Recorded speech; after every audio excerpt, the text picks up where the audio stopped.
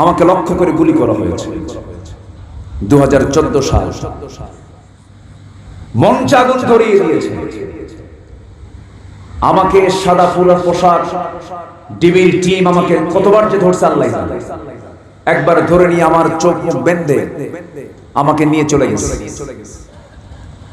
এসপির অফিসের ভিতরে। পরের দিন সকালবেলা তুলে এসপি আমাকে লক্ষ্য করে যে বাজে কথাগুলো বলেছে, পতনের জন্য বেশি কিছু লাগে নাই, এই সমস্ত জুলুমই তার অন্যতম কারণ।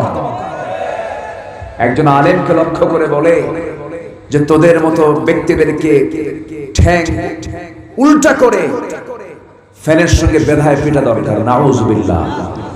আল্লামা সাঈদীকে 60 দিন পর্যন্ত রিমান্ডে নেওয়া হয়েছে। তিনি ঘুম পাড়তে না পেরে চেয়ার থেকে মাথা ঘুরে পড়ে গেছেন। সেই চিত্র সহ্য করতে না পেরে কলিজার টুকরা রফিক বিন সাঈদী দুনিয়া থেকে বিদায় হয়ে গেছে। এরকম করে অমানবিক নির্যাতন, জুলুম, মানসিক টর্চার করা হয়েছে। কোন দোষ ছিল না। 2018 সালে আমারে ধরা হলো, জেলখানায় ঢুকলাম।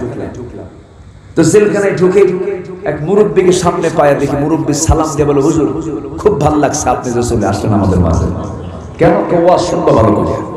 দেখছেন ওয়াজ শুনবে, এই জন্য আমি জেলখানায় ঢুকছি, খুব খুশি। তো ভাবলাম ঠিক আছে ওয়াজ করবো, ভিতরে যদি কিছু ওয়াজ করা যায়। শুনেছি মুজাদ্দিদ আল ফিসানি রাহমাতুল্লাহ আলাইহি জেলখানায় ঢুকে সব কয়েদি তার মুরিদ বানায় ফেলছে। ভিতরে ঢুকলাম, মুরব্বীকে জিজ্ঞেস করলাম, 86 বছরের বুড়া মানুষ। বললাম চাচা মামলা কি? কে বাবা মামলা তো বুঝি না, শুনলাম বিস্ফোরক। তো বললাম বিস্ফোরক আপনি বোঝেন কিছু? বলতে হুজুর বুঝি তো না, বিস্ফোরক কি এটাকে খায় না কি করে? এই হচ্ছে অবস্থা। ভিতরে ঢুকলাম, জুমার নামাজের দিন আসলো। জুমার নামাজ পড়তে গেলাম, আমার আগে ওই যে জুমার খুতবা দিলাম, এরপরে আর আমার বের হতে দেওয়া হয়নি। 5 ওয়াক্ত নামাজটা আমাকে মসজিদে পড়তে দেওয়া হয়নি। সম্মানিত ভাইরা, অমানবিক কায়দায় নির্যাতন, গুম, খুন এগুলো চলেছে অনিয়মিত না নিয়মিত? আয়না ঘরের নাম শুনছেন তো সবাই? আয়না ঘরের সবচেয়ে বড় চাঞ্চল্যকর দুজন ব্যক্তি ব্যারিস্টার আরমান এবং আব্দুল হালিম আমান আজমি। তারা বের হওয়ার পরে আমি তাদেরকে দেখতে গেছি, শুনেছি তাদের মুখ থেকে, একদম আমার চোখ এবং কান সাক্ষী কি অমানবিক নির্যাতন করা হয়েছে। একটা ছেলে তার বাবার মৃত্যুর সংবাদ পর্যন্ত জানতো না। 8 বছর আগে তার বাপকে শহীদ করা হয়েছে, মীর কাসেম আলীকে শহীদ করা হয়েছে। তার সন্তান 8 বছর পরে জেলখানা থেকে বের হওয়ার পর উনি জানতে পারেন। এটার নাম কি স্বাধীনতা? এটার নাম কি স্বাধীনতা? সম্মানিত ভাইরা, বহু কথা আছে, আস্তে আস্তে শুন। আমরা কি শুনতে রাজি আছি তো ইনশাআল্লাহ?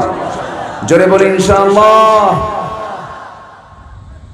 আপনারা তো নতুন গায়ের মানুষ, নওগাঁ, যা কোনোদিন পুরাতন গা না, সব সময় নতুন, তাই না? নওগাঁ মানে কি নতুন গাঁও না? নতুন গাঁও। এখানে কোনো মানুষ আর পুরাতন হয় না, কোনো মানুষ বুড়াও হয় না, কিন্তু এই যে সাদা দাড়ি হয়ে গেছে, নাম থেকে যায় কিন্তু কাম হয় না, পুরাতন হয়ে যায়। পৃথিবী পুরাতন হবে কিন্তু জান্নাত পুরাতন হবে না। জোরে কোন সুবহানাল্লাহ। জান্নাতে কি এরকম সাদা দাড়ি হবে? মানে সাদা দাড়ি হবে, চামড়া কুচকে যাবে? অতএব আসল নওগাঁ কোথায়, দুনিয়াতে না জান্নাতে? বলেন বলেন, নওগাঁ খুঁজবো না জান্নাত খুঁজবো? বলেন কি খুঁজবো আমরা? জান্নাত। জান্নাত হলো নওগাঁ। জান্নাত কি? নওগাঁ, যা কখনো নতুন ছাড়া পুরাতন হবে না। কিন্তু এই জেলার নাম তো আজীবন নওগাঁই থেকে। আমার বন্ধুগণ, সবকিছুর মূল লক্ষ্য একটাই, সেটা হলো সংক্ষিপ্ত জীবনে এই লাইফটা একদিন শেষ হয়ে যাবে। আমি আপনি চলে যাব আল্লাহর কাছে গিয়ে সকল প্রশ্নের জবাব দেওয়ার পর যদি আমি পাশ করে ফেলতে পারি, আমার আপনার জন্য স্থান হলো জান্নাত। আর যদি 5 নম্বর না তুলতে পারি, যদি আল্লাহর কাছে যদি প্রশ্নগুলো হেরে যায়, আমাকে আপনাকে যেতে হবে কোথায় বলেন? জাহান্নাম। এই দুয়ের মাঝখানে থাকার কি কোনো সুযোগ আছে নাকি? আমার দেশে কিছু লোক আছে জান্নাতের লাইনেও নাই, জাহান্নামের লাইনেও নাই, মাঝখানে থাকে। আছে না কিছু লোক? আসতে বলবেন না, আছে না নাই? ভাই আপনি কিছু করেন কি না? ভাই আমি কিচ্ছু করি, আমি নিরপেক্ষ। যে বলে আমি নিরপেক্ষ ও হলো মস্ত বড় শয়তান, ঠিক কি না? ইমানদার কখনো নিরপেক্ষ থাকতে পারে না। ইমানদারের পক্ষ হলো কার পক্ষ? আসতে বলবেন না, কার পক্ষ? কার দল? আরো জোরে, কার দল? সেই দলের নাম কি? আরো জোরে, আরো জোরে, আরো জোরে, আরো জোরে। ইসলাম ছাড়া আরো দল এদেশে আছে না নাই? আসতে বলবেন না, আছে না নাই? এক দল চলে গেছে যেটা ক্ষমতায় ছিল, সেটা কি ইসলামী দল? তারা কি ইসলামের কোন এজেন্ডা কায়েম করেছে? তারা কি ইসলামী দল? আবার আরো কিছু দল যারা সরকারে এখনো যায় নাই, যাওয়ার জন্য চেষ্টা করছে, এমনও কিছু ইসলামী দল ছাড়া কিছু দল আছে না নাই? আছে না নাই? ইসলামী দল ছাড়া কোন দল করা যাবে মুসলমানের? মুসলমান করবে কিসের দল? বলেন বলেন বলেন। মুসলমানের দায়িত্ব কি দল করা? ইসলামী দল করা। যে মুসলমান ইসলামী দল করে না ওটাই মুনাফিক, ঠিক কি না? যে দলের নামের সাথে ইসলাম নাই, যে দলের দলীয় এজেন্ডা ইসলাম নয়, যে দলের মূলনীতি ইসলাম নয়, সেই দল করা হারাম, হারাম, হারাম। কথা ক্লিয়ার? আস্তে আস্তে কথা ক্লিয়ার? অন্য দল করে বান্দা কখনো জান্নাত যেতে পারবে? আসতে বলবেন না, পারবে? রসুলকে মানে কোথায় জানেন? রসুলকে মানে হলো দাড়িতে। রসুলকে মানে হলো কোথায় জানেন? টুপিতে। রসুলকে মানে হলো সুরমায়। রসুলকে মানে হলো জুব্বায়। রসুলকে মানে হলো মিষ্টি খাওয়া।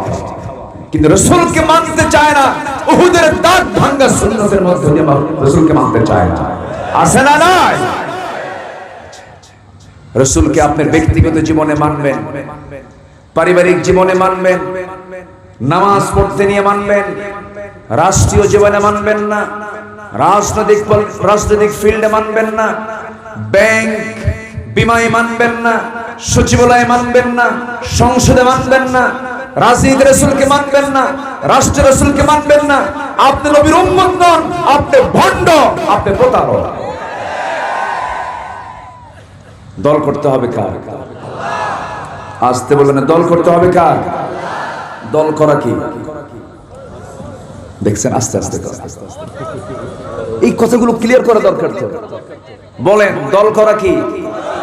আচ্ছা, এই আবু জেহেলের ক্ষমতায় থাকবে আর আপনি তাহাজ্জুদ পড়বেন, হ্যাঁ? এটি কি হতে পারে? সুদখোর, ঘুষখোর, জেনাকাররা রাষ্ট্র চালাবে, আপনি ওই সালাতুল ইশরাক পড়বেন, এটা কি হতে পারে? দল করা কি? আরো জোরে, আরো জোরে, আরো জোরে। এটা মাথায় রাখতে হবে।